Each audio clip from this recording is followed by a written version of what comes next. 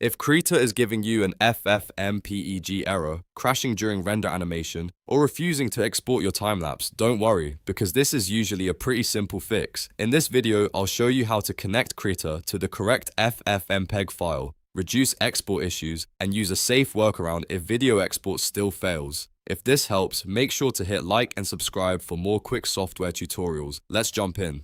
First, open Krita and go to File, then choose Render Animation. This is where the ffmpeg issue usually appears, especially when you're trying to export your project as a video. In the export settings, make sure you select Video, since that is the mode that uses ffmpeg. Now, look for the ffmpeg file path box. Next to it, you should see a small folder icon. Click that icon to browse for the correct ffmpeg executable. On newer versions of Krita, especially version 5.2 and above, ffmpeg is already built into the program, so you usually do not need to download anything extra.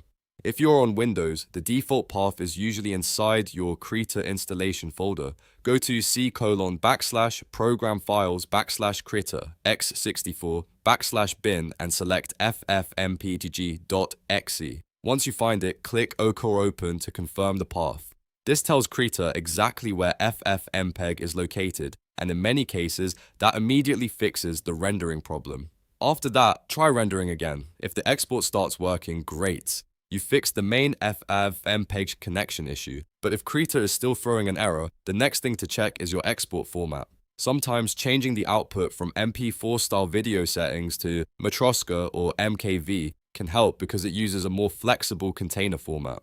Another very important fix is to lower the export size. If your canvas is very large, like 4K or above, ffmpeg can sometimes run out of memory or fail because the project is too heavy for the encoder. In that case, go to the width and height scale fields in the render menu and reduce them to something more manageable, like 1920 by 1080. This keeps the export more compliant and much easier for ffmpeg to process.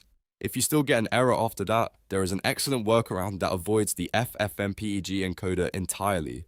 Instead of exporting as video, choose Image Sequence in the Render Animation menu, then export your project into a blank folder. Krita will save every frame as a separate numbered PNG file, which is great because it preserves all your work without relying on video encoding. Once the frames are exported, open a free video editor like DaVinci Resolve or CapCut and import the image sequence. From there, you can turn those frames into a video very quickly with full control over the final output. This is often the safest option if ffmpeg keeps failing because of a system conflict or a broken installation. So to recap, start by pointing Krita to its built-in ffmpeg.exe file, then try a different export container like MKV, lower your resolution if the project is too large, and if all else fails, export as an image sequence and finish the video in another editor.